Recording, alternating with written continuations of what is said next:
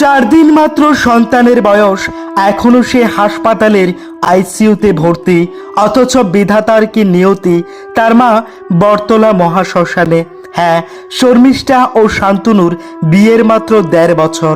সুখে শান্তিতে একটা দাম্পত্য জীবন কাটাচ্ছিলেন দুজন সুখী মানুষ। বিয়ের কিছু মাস পর তারা জানতে পারে তাদের ঘরে নবাগত অতিথির আগমন হচ্ছে। এই না দেখে দুজনেই বেশ বেজায় খুশি।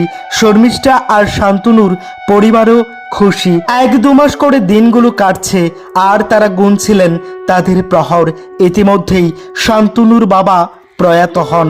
প্রথম ঝটকাটা বোধহয় সেখানেই লাগে। বাবার মৃত্যুর পর মা বিছানায় পড়ে যায়, তিনিও চরম অসুস্থ।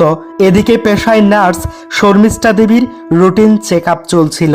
নিজেও একজন ডাক্তারি পেশার সাথে যুক্ত স্টাফ নার্স। নিয়ম মান্যতা কোনো কিছুতেই যেন খামতি নেই। তবু মাত্র 6 মাস গর্ভবতী থাকাকালীন শর্মিষ্ঠা দেবীর প্রসব ব্যথা ওঠেন। তবে এটা কোনো স্থায়ী ব্যথা ছিল না। ডাক্তারের কাছে তড়িঘড়ি নিলে ডাক্তাররা জানায় শর্মিষ্ঠার অতি দ্রুত ডেলিভারি করাতে হবে, আর না হয় যে কোনো ধরনের বিপদ হতে পারে। যা ভাবা তাই কাজ। অপরিপূর্ণ একটা ফুটফুটে বাচ্চার জন্ম দেন শর্মিষ্ঠা দেবী। সাথে সাথেই বাচ্চাটাকে নেওয়া হয় আইসিইউতে। তবে 1 দিন 2 দিন করে যতটা সময় গড়িয়ে যাচ্ছিলেন, শর্মিষ্ঠা দেবীও যেন নিজের বাচ্চার কাছ থেকে ততটাই দূরে যেতে লাগলেন।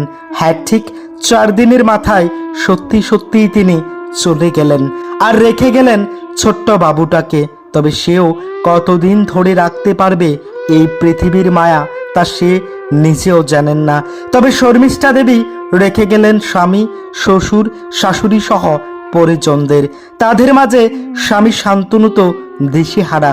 একদিকে বাবাকে হারালেন স্ত্রীকে, আইসিইউতে ভর্তি ছোট্ট বাচ্চাটা। অন্যদিকে বাড়িতে বিছানার সাথে গড়াগড়ি খাচ্ছেন মা।